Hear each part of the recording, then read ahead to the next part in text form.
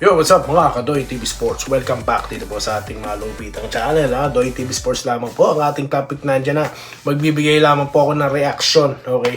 Sa interview po, okay, neto nila Homer Saison at ito ni Pao Cas kay Coach Tim Con. Okay, anong mga napansin ni Doy TV dyan? And of course, ang inyong paboritong pa-shoutout. Pero bago po yan, salamat muna. 9K na po tayo dito sa Facebook. Salamat po sa mga followers. Ganon din po sa ating YouTube na malapit na rin po mag 20K. Okay, nakikita ko rin po ilan sa mga kakilala ko nagpa-follow na. Salamat di kayo naka-receive na request, no? Hindi po talaga ako nag-friend request. Ang gusto ko yung manood, yung talagang gusto ang tinatopic ko. Okay? So maraming salamat sa inyo. Follow na sa mga hindi pa. Dito na tayo sa ating gustong pag-usapan, mga boss. Bibilisan ko lamang ito. Okay, so maganda po ang talakayan, okay, nila, no? Okay, meron lamang akong dalawang bagay na hindi narinig, no? Na inaasahan kong tatanungin sana nila. Ano yung mga yan? Number 1. Coach, totoo po ba na mag-i-swap kay ni Tenorio? Ba't hindi natanong yon? Number 2. You never talk about Greg Slaughter. You talk about Christian Steinhardinger, but you never talk about Greg Slaughter. Okay? So, yun lang.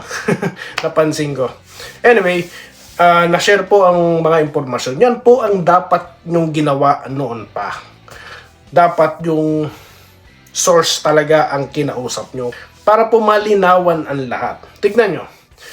Mismong kay Coach Tim ko na nanggaling. Di po ba? Na dalawang impormasyon ang pumapasok about kay Kai. Yung impormasyon kay Homer Saison at dito naman kay Coach Tim Con. Kay Coach Tim Con, malinaw at bilang coach, naintindihan niya na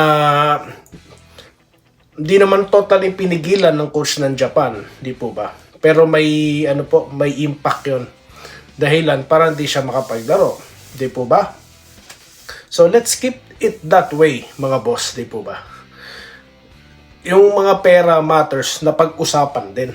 Biruin nyo, wala palang tinatanggap, no? Yung binabash nyo si Fajardo, yung sinasabihan nyo mas magaling lang sa PBA, diba? Sila Thompson, no? So nagkaroon lamang nung dumating si Clarkson, di ba? So nagpabayad or binayaran na. Okay, sorry for the word. Yung ibang mga players. Hanggang sa dumating po sa punto, no, na pantay-pantay na lang. Kung sinong gustong pumasok, pasok. Di po ba nagtutugma yung mga sinasabi ko sa inyo? Naalala niyo yung sinasabi ko nung binuo yung nag-kampiyon, yung nag-gold? Kung sinong tinawagin nila, di ba? Matagal ko nang kinukwento sa inyo yon. Okay? So, yun. Yun pala ang nangyari. Okay? So, good enough na ito pong si QMB nakabalik, di po ba, sa Gilas. Then, nabigyan din po ng linaw kung bakit nakat, no, sila Baltasar, di po ba. Tapos, may mga players na from Ginebra, di nakasama. So, lahat po. At hindi talaga madali, no. Madali lang tayo magsabi, walang shooter. Inisa-isa po ni Coach Tim ko ng mga shooter.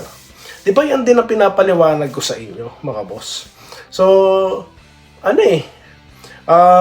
halos parehas kami ng sinasabi. Kung nakakasubaybay po kayo sa content natin na mga basher, binabanatan si Coach Tim po. Di ba sinasabi ko sa inyo about the place? Di po ba nung triangle, nalaos na daw. Yun pala, hindi pala triangle ng 1980s, 1990s ang nilalaro nila, kundi upgraded triangle. Di po ba? So, yun po ang lumalabas no, na nangyayari na Coach Tim Con want to play different from the others. Yun na sinasabi ko sa inyo, di ba? Kinuha ng coach sila, Tab Baldwin, tapos iba pong mga coach. They're playing what? International type of play. Anong anyari doon, di po ba?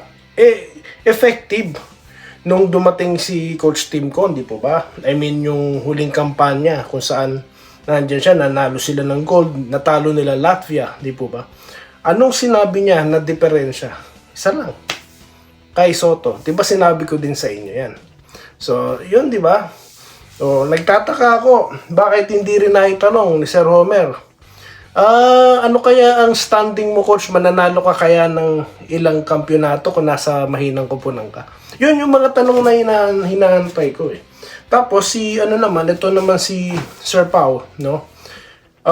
Many times, no, that you're claiming that you are a fan of Barangay Ginebra.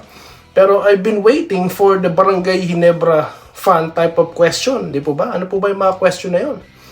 It's your time to ask, no? Ako, marami ko na-formulate eh. Number one, hindi po kontento ang marami sa mga big man. Bakit hanggang ngayon ito lang kinuha nyo? Bakit ito? Diba? Ba't si Torres, no? Tapos si Carino, kung hindi naman nabanggit ni Coach Tim Con, hindi naman din natanong kung ano bang magiging role ni Carino dyan. Di po ba? At speaking of rebuilding, ba't hindi din natanong? Para sa maraming fans po na excited, who do you think your next draft pick? Di po ba? So, as a fan, ang daming mo pwedeng itanong. Sa totoo lang. So, kamusta po ang transition from Stan Hardinger at ngayon, nandito ka na with, wala si Stan Hardinger at paano ang transition nung dumating yung mga, other players like Holt, nung dumating si RJ, how you gonna plan, di po ba, na si RJ hindi gawing defensive liability, di po ba? Those things di ba? So yun yung mga inaantay ko as a fan, no, na itanong ni Sir Pao, no? Mas maganda po sigurong pag-usapan ng mga ganon kesa mga personal, di po ba?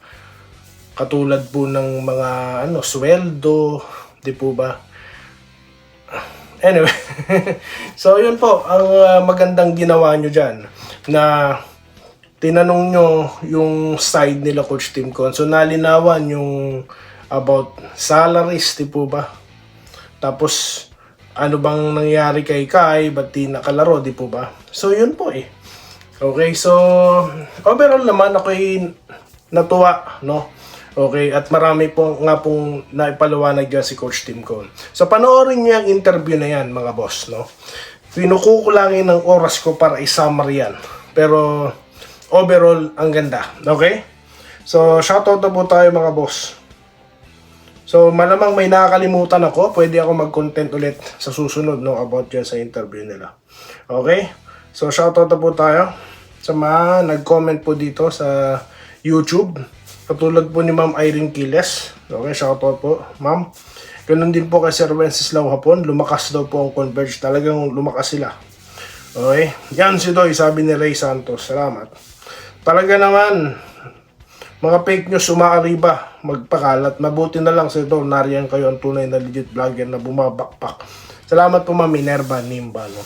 So, napag-usapan din kanina kung paano po tinatanggap ni Coach Tim Con, no, yung mga bash, no.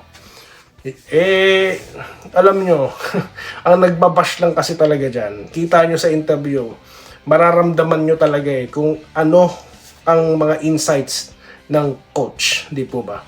Kesa sa mga insights ng mga hindi naman talaga marunong. Yun po yung mga bash na gustong paalisin si Tim Con, di po ba? Yung mga bumabanat, mga walang shooter, diba? So, dyan nasagot lahat So, yan ang sinasabi ko sa inyo. Hindi lahat, yung mga basher na bumabanat na yan, sila po talaga yung mga walang muang sa basketball. Ganyan lang ang masasabi ko. Okay, so, na-brought up din pala kanina sa tanungan nila, yung Ginebra, bakit daw walang champion? Nagtataka ako, ba't hindi nyo maintindihan yan? Di po ba? Ba't hindi nag-champion? Obviously, okay? San Miguel is what? Yun ang nakatalo sa Ginebra, di po ba sa finals? Take at Jun Magpahardo. Okay, disadvantage na kagad yun. Tapos, saan po ba nakarating itong Ginebra? Di po ba? Nasa semi sila. Alright? So, hindi nga umabot. Bakit? May RHJ doon. Okay. At ngayon nga, naitanong din or kanina, bakit si Brownlee pa din? Di ba? Ngayon, ang sabi dyan ni Coach Tim Con, ang pressure nasa ibang team kung dapat namin palitan to. Di ba nabanggit ko lahat sa inyo yan? yung mga punto na yan na binanggit ni Coach Tim Cone. So yun kaya natutuwa ako kasi nga lahat ng pinapaliwanag ko sa inyo, yun din yung mukhang bibig ni Coach Tim Cone. Alright? So, nakasabat ba si Homer? Di po ba? Bukod sa tila talagang pinapasok niya si Xavier sa usapan, na-appreciate naman po yung talent ni Xavier. Yun na nga lang, for your info, hindi pa nga siya qualified, di po ba, sa FIBA. Pero Coach Tim Cone can't give you the assurance na siya makakapasok dyan. Kasi nga, you have to move somebody, di po ba, bago mo gawin yan. Alright? Okay. Dito tayo kay Sir Joseph Pineda. Salamat idol at napansin nyo ang mga comment ko every reels. Yes, po. Lagi kayo nagko-comment, Maraming salamat. Carlito Bolima, ganun din. Kay Sir Christian Arahan, mukhang tahimik kayo sa comment section, sir. Silent viewer na rin po ba kayo? Tanong ko lang, di kaya SMC ang umadlang kay Greg? Ayan yan ma'am, dapat itanong. Di po ba? Ako, dami nitong fans ng Ginebra. Ang tanong, si Greg Slaughter Nagtataka ako, ba't hindi nabanggit dyan? Di ba? Makita siya nga na hindi matalo. Ipinahinga ni Chat. Plus check na ang triangle natin. Paano pa kaya? Wala na. Kay Coach Tim ko na po nanggaling. Yung triangle niya is, updated. Nag-e-evolve. Okay. So, yun Yeah, tapos si Ma'am Yam. Nakakatakot ba sa Doy? Baka naman intro boys. Ganda ng comment nyo, Ma'am. Baka daw intro boys ang Converge. Tandaan nyo po mga boss, ang Converge hindi pa po nakakapasok sa semis. Okay? So, kailangan pa nilang patunayan yan. Matagal ko na sinasabi sa inyo. Yes, maganda naman po talaga ang mga pasimula. Katulad po ng TNT noon, yung Mobile Line. Ang ganda diba ng simula? Taulaba Andy Siegel Twin Tower. Sila ang top seed. Nilaglag ng Ginebra. So, hindi po lahat ng nananalo sa umpisa malakas na talaga all the way. They have to prove it, Okay. So, ayun, lang ang masasabi ni Doy TV dyan. Clodoaldo Prastilla, shoutout po sa inyo. Okay. Juvencio Corlet, Ner Carullo, Bostoy, marami pang fake news na vlog. Umainap po ako sa tao na yun, sa channel na yun, Ronilo Socorin. Ayan, itatapik ko po yung mga sinasabi yung mga hinaharang daw ng SMC. Ano naman po mga kabalbalan yan, So, siya nga pala, yung rumor na siya po'y magre-retiro, nasagot din. So, wala talagang retiro. Mga mahina lang po kasi talaga ang nakapaniwala doon. Sabi ko nga sa inyo, di ba, kinuwento ko na sa inyo. Nakita ko yan Sabado pa lang. Ibig sabihin, bago naglabasan or bago nagkomento ang nakakararami. Nakita ko na yan, pero bago ko in-screenshot ko muna. So, yun na nga, yung pumutok na dyan, tsaka ako kinontent sa inyo. So, ako, si Doy TV, di nakapaniwala Di ako naniwala. Tinawanan ko lang. Di ba? I have how many? 9K followers? Yung iba, 100,000, milyon ang followers and parang napaniwala pa kayo. Ewan ko guys, Anyway, maraming salamat po sa inyo lahat, dito sa ating channel. Magbabalik po tayo, okay? Marami pa pong kayong dapat or nating pag-usapan tungkol po sa nangyaring interview na yan. Okay, ito po si Doy TV Sports. Nagpapasalamat po at kita po ulit tayo sa susunod video content. Dito lamang po sa Doy TV Sports. Muli, maraming salamat po sa inyo lahat. Salamat po sa panonood. Subscribe na para sa mga susunod na basketball at boxing videos.